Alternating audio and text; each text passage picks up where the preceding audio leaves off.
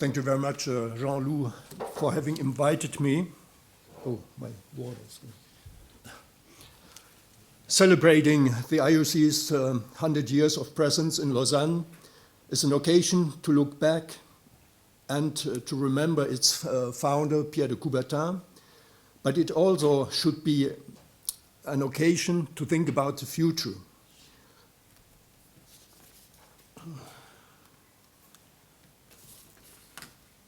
The title of the symposium is From Administration to Governance. The etymological roots of the notion governance go back to the Greek word gybernao, which means steer, lead, govern. Already in 1970, Coubertin wondered if Lausanne should be, I quote, a symbol center of administration of Olympism. He was conscious that such a movement needs to be governed and that in order to lead and govern such an institution, aims and visions are necessary. As John said, a movement has to move forward. The Agenda 2020 is certainly a first step to face the near future, but the IOC needs visions for the mid and long-term future in order to lead this institution in a proactive manner. Pierre de Coubertin has put the visionary basis of the Olympic movement. He tried to create a kind of civil religion, a doctrine assembling in an eclectic way ancient Greek philosophical thoughts and Occidental humanist ideas, for which he coined the neologism Olympism. Many aspects of this ideology, which originally was aimed to prepare an elite of young and virile men for the challenges of the 20th century, are obsolete and now no more appropriate to the 21st century. Some of his general principles, however, are probably still relevant today.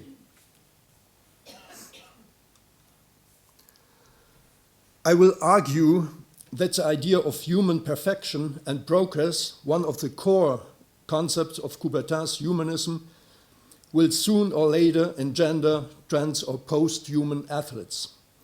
The motto of Citius Altius Fortius survived in a narrow sense, more or less restricted to the body, after Coubertin's Olympism has been modified, interpreted, reinterpreted, or simply ignored by the Olympic stakeholders. The ideal of harmonious education that had a moderating effect on the ideal of permanent progress was more or less abundant when in the 1970s and 80s, the IOC had to choose between what Coubertin called the market or the temple. The moral discourse on amateurism, professionalism has been replaced by the discourse on doping.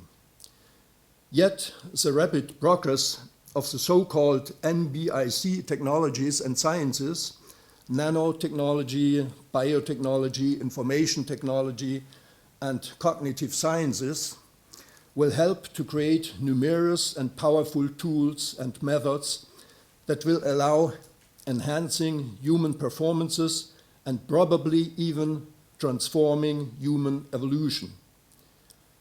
Soon or later, the IOC will face the problem of athletes who could be characterized as trans or post-humans in the sport arenas. It is evident that the IOC has and will have to deal with many other problems. Many of the speakers raised this kind of issues, but I will focus on those linked to human enhancement. Olympism, this eclectic cluster of ideas conceived by Pierre de Coubertin, is not a philosophy in the strict academic sense. At least it's my opinion. There are some Anglo-Saxon philosophers, pragmatic philosophers who have a different opinion. According to Coubertin himself, it's a pragmatic attitude to life not an abstract theory. According to John McLuhan, Olympism is an empty form to be filled. In France, you would say un concept valise, a concept suitcase that will be filled by those who use it according to their needs. The vagueness of the Olympic idea is certainly a reason for its worldwide success and could be convenient in terms of adaptability to the needs of the future. John talked about what he called the social law of Emil Durkheim, that when you have different cultures coming in, the concept becomes vaguer and vaguer. But I think it works also the other way around. If the concept is very vague, it's easier to bring people from different cultures in. And I think that was what happened with Olympism. But even though Olympism is rather vague, there are some core principles in Coubertin's thought, which are the harmonious education, the use of sport as a tool, and some humanist ideas seeking the improvement of humankind, and that everything should be adapted to the needs of the time. I think I'll skip that. The elevation, the improvement of human being is a fundamental axiom of most humanism, and it is already applied by the Roman Stoic philosopher Seneca when he exclaims in his Naturalis Questiones, "Oh, vile thing is man if he does not rise above the human." This requirement to excel can be found in the Quattrocento humanism.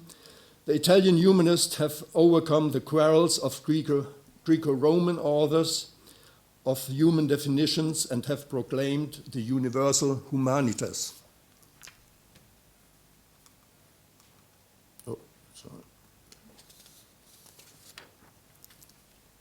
The improvement of humanity in Coubertin's times was limited to education, exercise, training, personal effort, hygiene. Coubertin was convinced that sport has an eugenic function. He had a Lamarckian perspective of the evolution and was convinced that physical capacities acquired by sport and hygiene could be passed to future generations. Since the time of Coubertin, opportunities to enhance human performances have increased enormously. Sports coaching is based on scientific knowledge. Biological preparation has become more sophisticated, more specific, and more effective. When we talk about post-humanism or post-humans, we have to be careful. In the mythology, we have plenty examples of men trying to play demiurge, trying to create humans and enhance humans. And today, there are sensation-seeking journalists and high priests of technology, like Ray Kurzweil, for example, selling visions of utopia, of transhuman utopia. According to Bergström, a philosopher teaching at Oxford, a post-human is a being that has at least one post-human capacity, and a post-human capacity is a general, central capacity greatly exceeding the maximum attainable by any current human being without recourse to new technological means. Fueled by nationalism or national pride, commercial and financial interests, the new tools and technology of enhancement and cyborgization will invade the sport arenas and, I think, will become out of control. The logic of sports, which is resumed in the motto Situs Altius Fortius, will catalyze this process. It pushes athletes to pursue performances beyond the limit of human capacities. Currently, different methods and techniques of human enhancement are already available or likely to be in a relatively short time. We have all these techniques of reproduction, then we have, sure, the techniques of physical enhancement, doping, surgery. I think surgery will also be a big problem in the future. And then you have all the intellectual enhancements. And finally, you have the emerging enhancement technologies like human genetic engineering, neural implants, nanomedicine, brain-computer interfaces, neurotechnology, cyberware, gene therapy, etc. In the news in the last weeks, you could find some interesting headlines on issues the world system of sport will have to deal with in the future, I think. There was one headline about this athlete. It's a Paralympian with a unilateral under-knee amputation. And he jumped in May 8.29 m. He participated last year in the German championships for able-bodied, and he was accepted to participate. There was no problem for his participation. He already had qualified in regional championships. But then a problem arose when he won the competition. He won the competition with 8.24 m. There was a long discussion. Finally, he got the title of the German champion. There was another headline some weeks ago. A French documentary alleged that microdoping can beat the athlete's biological passport. I don't know if this experimental design was valuable, but it raised questions about doping control even during the night, which is, I think, another invasion of privacy of the athletes. And then finally another headline some weeks ago: Chinese scientists genetically modify human embryos. Rumors of germline modification prove to be true. 3 years ago, I listened to a researcher in genetics, and he talked about possibility of genetic engineering, and he said, this kind of things will be possible. This germline modification will be possible very soon for animals, but for humans it will take another 50 years. But now he said, there will be moral obstacles and technical obstacles, but the Chinese, they started to do it this year.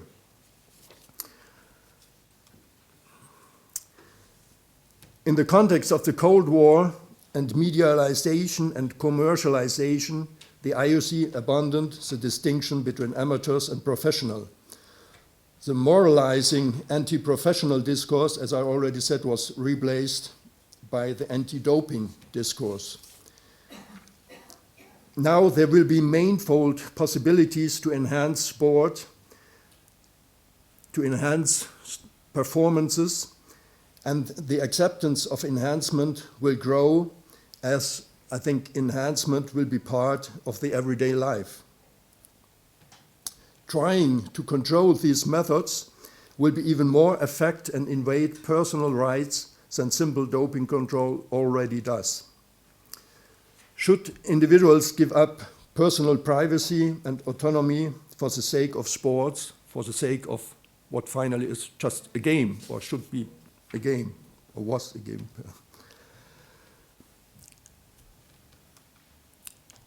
Boundaries between the natural and the unnatural, between therapy and enhancement, between healthy and unhealthy, are fuzzy are fuzzy and depend on historic and cultural contingencies.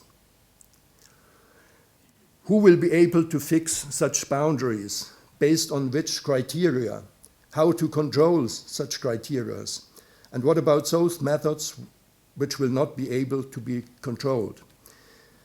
Is human growth hormone therapy during childhood therapy or enhancement? If you consider it's an enhancement, how will you control it?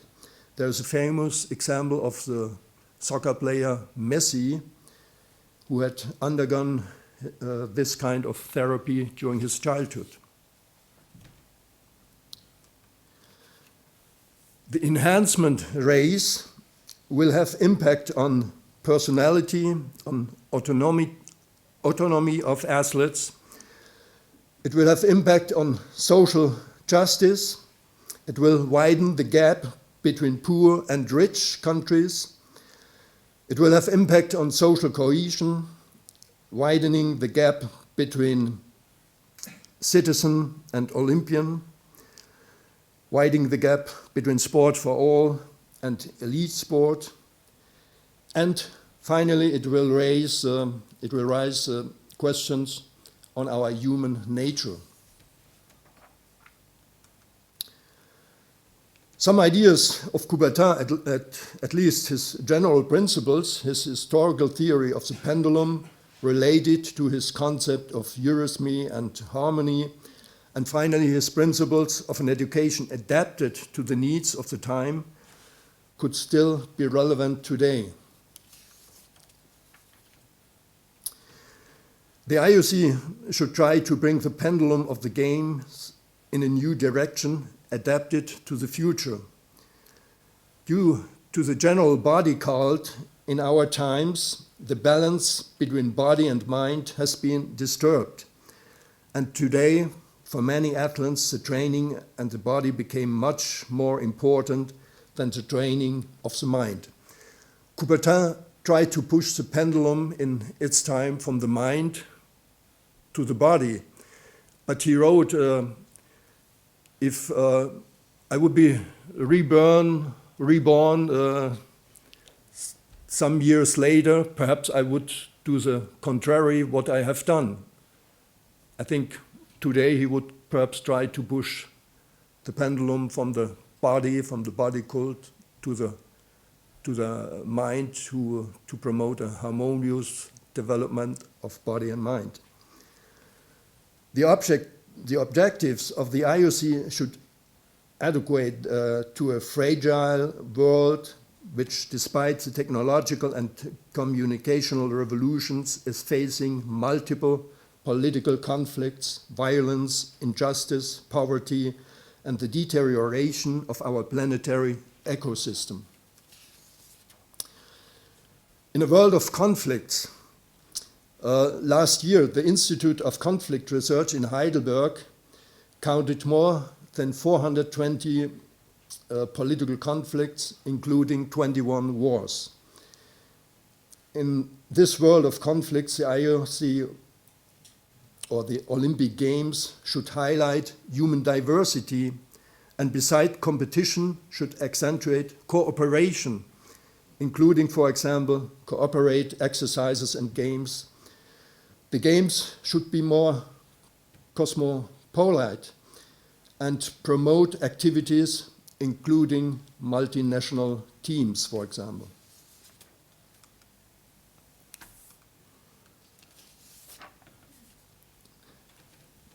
In a world of limited resources, there should be less focus on progress without limits, illustrated by the motto Situs Altus Fortius. There should be a real sustainability, not just words, as you said, John. The IOC should focus on diversity, not on binary oppositions like Olympic, Paralympic, or men, women, rich, poor, old, young.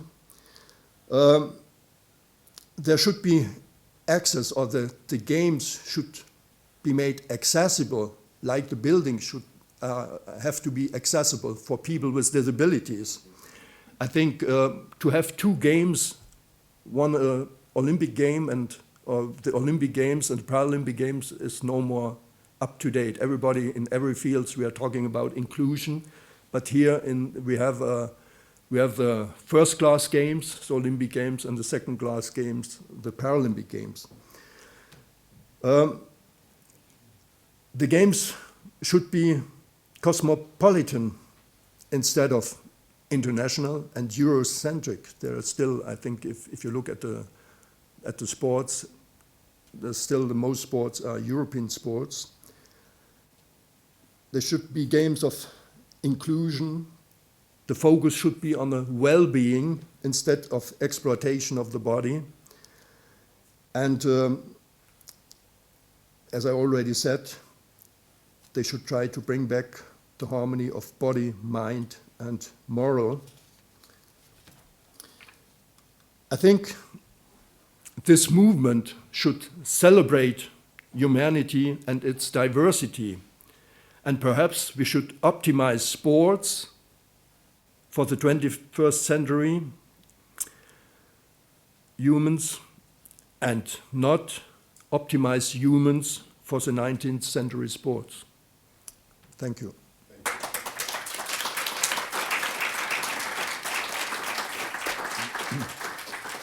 Well, thank you very much, Otto, for this window into the future. Now we have time for questions. By the way, the presentations, some of the slides you showed very quickly, but they will be on the website, so everybody will be able to read them if they wish later tonight. Also yesterday presentations, of course. Any questions?